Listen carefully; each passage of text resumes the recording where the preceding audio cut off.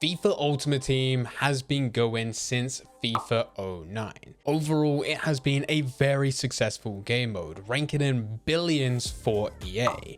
And it has been some very cool moments over the years, because if there wasn't, quite simply, EA wouldn't be able to make the amount of money that they're making. But also, there's some pretty awful things that have been happening in every single FIFA. And in today's video, we are going to be highlighting the worst thing about each Ultimate Team. And to begin with, we're going all the way back to where it all began. FIFA 09. People always talk about this as being the highlight. This was the start of FUT. Had some great game modes, and many people talk about the collection book, which was part of it. This is where you would be able to get players, submit them as part of that collection book, which will give you coins as you discard them, but you're able to collect what is pretty much a sticker book. It was amazing, but most people forget that this game was completely broken. This was DLC added on top of FIFA. And on the release, there was over 120 pages filled with fans just listing problems that they've faced just on the forums themselves, within just the first day or so. Because this wasn't released at the beginning of FIFA 09, this was something that was added later, EA never really got round to fixing any of these problems. FIFA 10. Ultimate Team within FIFA 10 was also DLC, but this time it was released much sooner. That didn't stop it being completely broken, but it wasn't as broken as 09. But the thing that stuck out this year that really frustrated players were goalkeepers. Unfortunately, you didn't really have control of goalkeepers back during these early stages. And EA made this genius decision for your goalkeeper to just run out way sooner than what they should. This made cutbacks as well as chip shots way more frequent than what they should be, and more or less overpowered. This continued not just within FIFA 10 Ultimate Team, but all the way to around FIFA 14. It just became super easy for you to get any type of goal, just because the second you got past a defender and started to head towards the box, the goalkeeper would already be halfway running towards you. FIFA 11. Of course, we need to highlight the EA servers, and in true EA fashion, this won't be the last time that we talk about them within this video. The EA servers back here were just pure disconnects. You had probably a 33% chance of going into a game and being disconnected at some point within it. And there's not the case now where if you're winning and get a disconnect that you could potentially still get that game. That just does not count. Back then, you would still get a loss, and it was way more frequent than anything that you could imagine. FIFA 12. In FIFA 12, things really started to go mainstream. This was when YouTubers started to be more prevalent within the community, and they really started to build up a fan base. Most people had good intentions, and a lot of them are still around today. But there was also quite a few people which didn't have good intentions. You would play a game, and if you had a good team, chances are at the end of that game, you'll get a message from your previous opponent and they're telling you that they can duplicate your players. All you need to do is send a transfer offer. The amount of scams that players got around with during these stages were just unreal. And EA was still getting to grips with just Ultimate Team as a game mode, let alone trying to see the security problems that they were also going to face many years later. FIFA 13. Of course, we need to highlight the toxicity. Players became really toxic around this point. It was no longer just about playing a game and having fun, it was about embarrassing your opponent as much as possible and then really trying to rub it in their face. This was increased by KSI's video of being that word, which is see you next Tuesday. Can't actually say it on YouTube without being demonetized. KSI was just taking a piss out of people that were already being very toxic within the community, but because of this, it shined a light on the community, which also made more people do it. There was so many games where your opponent would go 1-0 up and then just pass it around the back for the rest of the game. It still happens to this day, but during FIFA 13, oh boy, it was absolutely ridiculous. FIFA 14. At this point, Ultimate Team was documented quite well. There was many people dreaming of being a full-time YouTuber. Whether or not you was interested in improving on gameplay, trading, hearing the latest news and announcements, or maybe just finding out about the latest glitches and bugs. It was all documented. And yet again, just like within FIFA 13, KSI came across something. It was a kickoff glitch. Yet again, this wasn't KSI's fault, this is still EA's problem. KSI just shined a light on the issue, and from that point, everyone was doing it. It was so effective that if you didn't start the game with a kickoff glitch, you was an idiot, because it could very easily be the difference of you winning or losing a game. FIFA 15. FIFA 15 had many problems with Ultimate Team. This was the year in which EA would push the Xbox 360 and PlayStation 3, but the PlayStation 4 as well as Xbox One would release. And this brought a problem for next-gen players. This was known as the freeze. You would get into a game, you would be playing, and then all of a sudden the game would just completely freeze. Nothing would happen. It was almost like a disconnect, but you wouldn't be disconnected back to the menu, it would just stop. No matter how long you waited, nothing would change until you're forced to dashboard. But this was also just the start of the problems. This year was also the year in which EA said that coin selling sites were just using illegitimate coins and that they were a massive problem. Not that EA had a glitch within the game that they couldn't fix and everyone was exploiting this glitch. This led to there being a massive increase on the amount of coins available on the market. Because of this, it made competitive prices fall into place across these coin selling sites. It getting cheaper and cheaper for you to buy coins as they would compete against each other, and every single time they would undercut what the price was to buy 100k, and it forced certain players like your normal Ronaldo and Messi to cost about 3, 4, 5 million coins. And this forced EA's hand.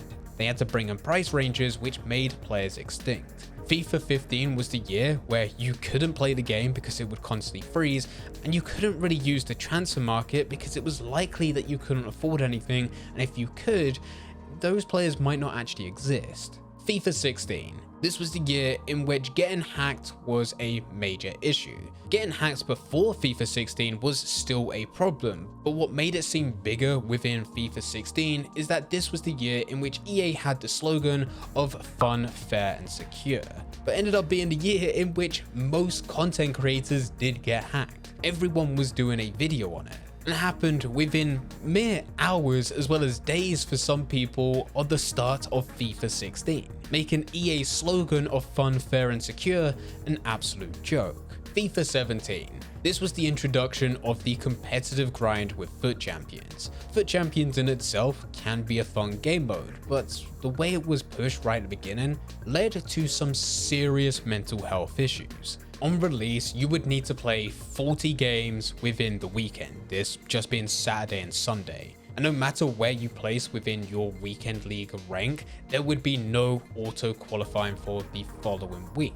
And with the gameplay being broken at the best of times, it became extremely frustrating.